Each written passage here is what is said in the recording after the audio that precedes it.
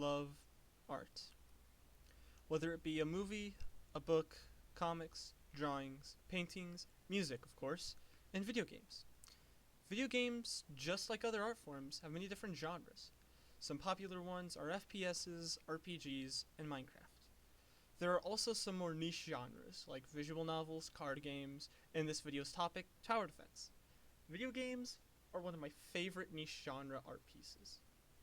However, I rarely see them in pop culture. You might see the occasional BTD6 meme, or a few years back when it was PVZ birthday, and we got some good memes like this one.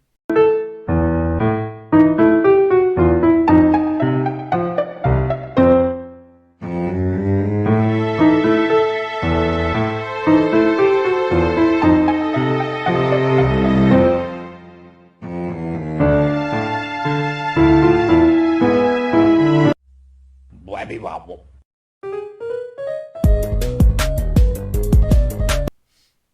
However, nothing more than that. Now you don't really see video game memes focus on a game unless you're a part of a community. Nonetheless, I will go over not only my favorite tower defense games, but my favorite games in general. I will also cover this genre's art form. Try my best to figure out what makes it so beautiful. I'm going to go ahead and start with the first tower defense game I played, Plants vs. Zombies. PvZ is a somewhat old but very influential game. I've also played the many versions of Plants vs. Zombies as well as the spin-offs, but none of them hold a candle to this timeless masterpiece. PvZ is a very simple game where you have zombies on your lawn and they want your brains. You don't want that unless you're into that. But once you've taken your normal pills, you no longer want to bang the zombies. And now you plant down flowers, peas, and wood that burns forever. And that's the beauty of Plants vs. Zombies. The Plants vs. the Zombies allow for so many strategy. Or brain dead spam of Starfruit. Jokes aside, PvZ shows us the art of tower defense right off the bat. Which, it's so simple. You want to stop the enemy from reaching the goal. That's the whole point. And usually you have all sorts of measures to do that. PvZ takes full advantage of this by giving the player all sorts of things to play around with. I've also seen challenges and mods for the game that expand on this concept, but it doesn't stop there in the base game. You also go to many different environments that feel like a natural build from what you were taught. PvZ will always hold in my place in my heart as the greatest casual game I have ever played. But please, no more R34 or Solar Flare. I thought the zombies were bad enough.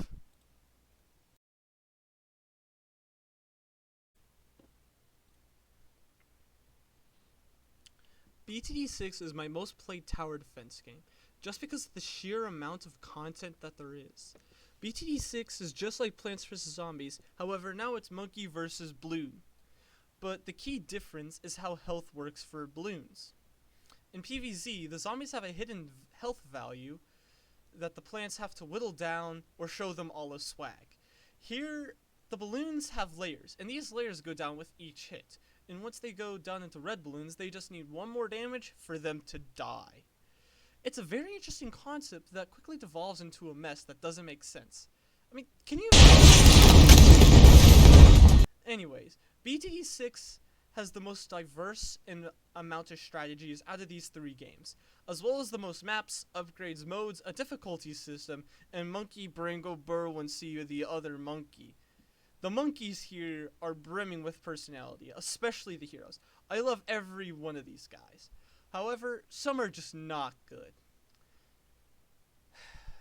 BTD6 also has been able to live longer than PvZ because of two things: the community and updates. There is an in-game challenge editor that many people use, custom mods, the YouTubers who play the game and give tips and tricks, and memes within the community. The subreddit and Ninja Kiwi, the creators of the game, interact with people in the community. The best part is that Ninja Kiwi listens and enjoys all the effort that people put into fan art mods and fan games. There are bugs in the game and towers that are broke, and they do try to make things balance and not just nerf to the point where it's unusable. And these bugs, some of them are fun, but they don't want that because they want the game to present itself to be very nice. This has given the game a longer lifespan, as well as a game as well as the game not being as old. This leads to it living longer, which is really something sad about PvZ, because all we really have is Shy Guy Mask with a challenge every year or so, or whenever he feels like it, as long as it's something fun and reasonable, because he doesn't want to do something like No Symmetry again. And he tends to focus on other games nowadays. And the only other PvZ content creator I can really think of is 660NJ. He mainly talks about its sequel PvZ 2. And that's why I believe it didn't last as long as BTD6. Also, I don't know I should support Ben X Gwen or Ben X Adora. I really don't know.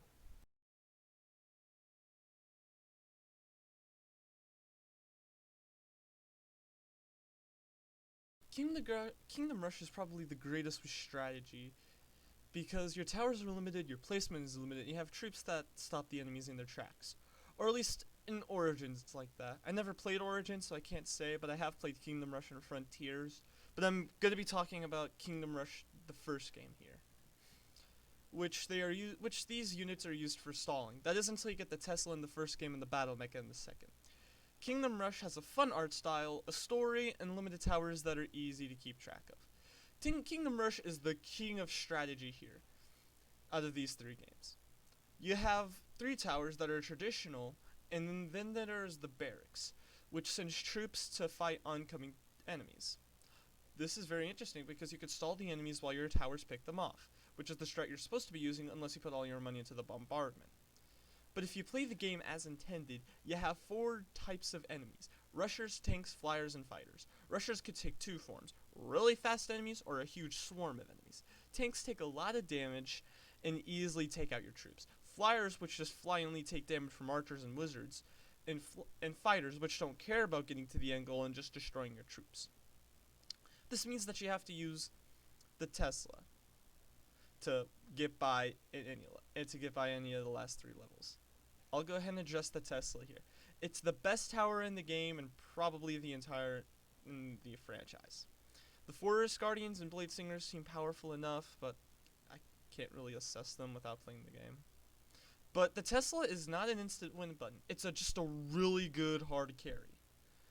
Anyways, let's go ahead and talk about the story. You're tasked by the king to handle some reports from a town called Southport. They have reported that highwaymen and outlaws have attacked their town.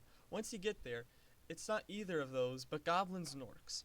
But you decide to go ahead and handle the problem anyways. You win, but not for long, because north of the town, there are more attacks than you can, there are more attacks. You handle those as well. But now you realize that these attacks are too organized just to be looting raids, and are an attack on the kingdom. The next place they come from is the east, meaning that your ally kingdom has fallen. You decide to try to stop their advances at the Twin Rivers. This goes well. However, you go back to the next outpost to find it decimated. The garrison's troops have nothing but 1 tower. You see why. The enemy has strong troops that are insanely strong, but an elite troop of rangers come to save the day. After some days of traveling, you make it back to the capital. The king adds 2 new ally units to your forces: the Arcane Wizards and the Holy Order.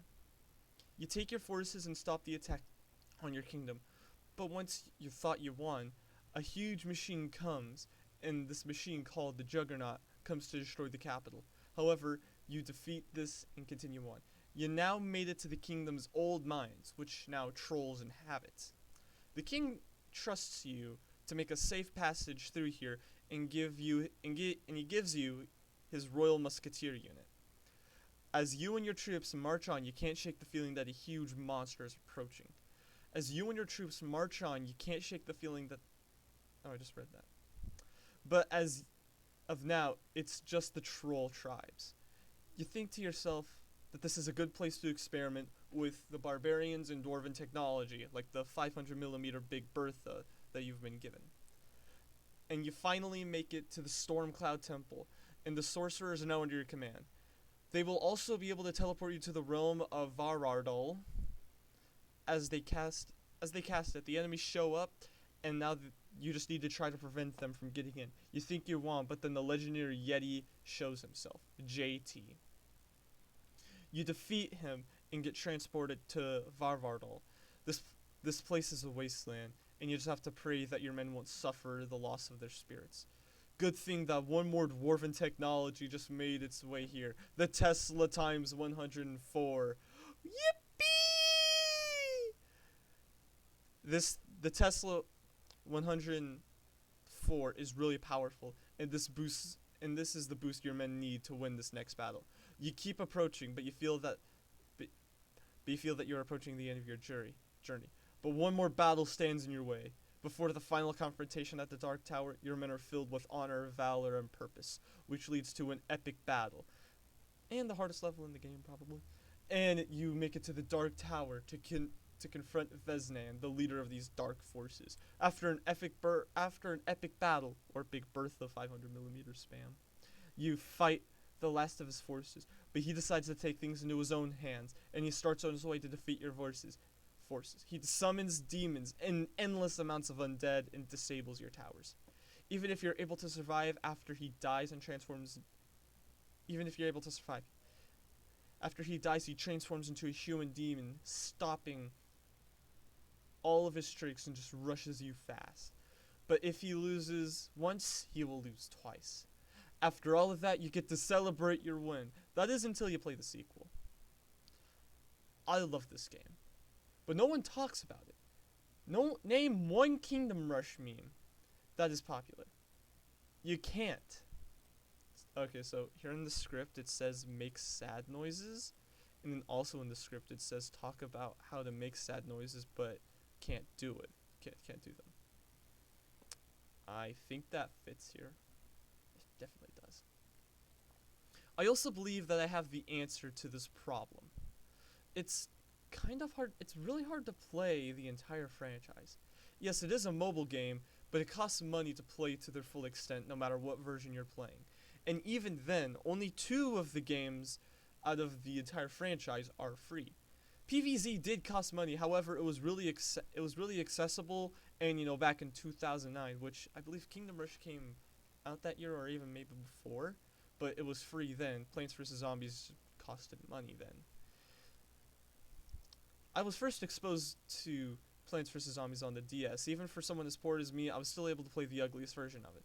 Kingdom Rush is free, and so is Frontiers on mobile. But you only get bare bones. PvZ and BTD6 have all their content unlocked from the get-go. Well, with enough time invested into them. BTD6 does have double cash that you can purchase, but that's only for when you need to beat half cash and you're lazy. Now, this problem is just worse on Steam. Because all the games, they just cost money. But you do get the full game. Now these are excusable, but there is a much worse problem. There is no replayability in any of the Kingdom Rush games. You beat the story, get appalled from all the lore, and you never think about it until your brain has one of those random moments. However, I play games like these all the time, so it doesn't really affect me too much. But I would love to see an endless mode in Kingdom Rush. Also, please finish the story of Kingdom Rush. I need to know what the eye is. Please! Tower defense is my second favorite genre, only behind rhythm. And tower defense games are just far and few in between. But what we do have is really great and special. But what is the art here? I just sat here and told you about 3 great games that you may or may not play. And you really should play these games. The beauty of these games boil down to one thing in my experience. Experimental strategy. You have all these options on many different maps with many different ways to play. This is kind of like Pokemon, meaning that there is no one way to play it. Like my brother says, if it's stupid and it works, it ain't stupid. But this is what I love about these games: freedom to play how you see fit. Just make sure it works first. Everyone loves little freedom, and I hope that other tower defense fans enjoy this as much as enjoys this, because I put a lot of work into this. I just want to see these games become mainstream or big enough where people have respect for the genre of TED or just play it a lot. I know this video is just me gushing about these games for almost I think about almost 20 minutes, maybe almost 18. But when you're passionate about something, you can't help but talk about it. Or at least I can't. Anyway, go ahead and stay tuned for music. And also, if I will ever make an effort about another video like this, I'll go ahead and cover why anime titties aren't the only reason why visual novels are liked. Also, please check out my music. I put a lot of work into them. Anyway, here's the outro. This part's really not scripted, but I just would like to give credit where credit is due. For that Plants vs Zombies meme, it was Radon XD. It was pretty funny. Also, credit to the music person behind here, which is me, so I'm crediting myself. I'd also like to thank Ninja Kiwi, Ironhide Games, PopCap for making those amazing games. Also, when I'm recording this, I don't know what the ending footage is going to be. However, whatever it is, whoever made the game, I'll go ahead and thank them in the description. Yeah.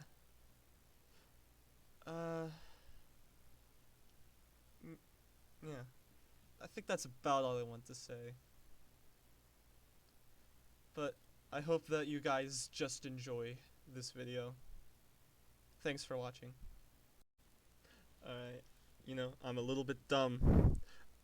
I made an edit in post only to realize that my mic wasn't on. But anyway, I don't have any contact with any of the people that I thanked. I don't have contact with Radon XD, but I'm just thanking him for the meme that is there, and I'm using it and giving credit to him. That's all I was really doing. But anyway, thank you for watching. Go ahead and subscribe for more music and videos. See you later.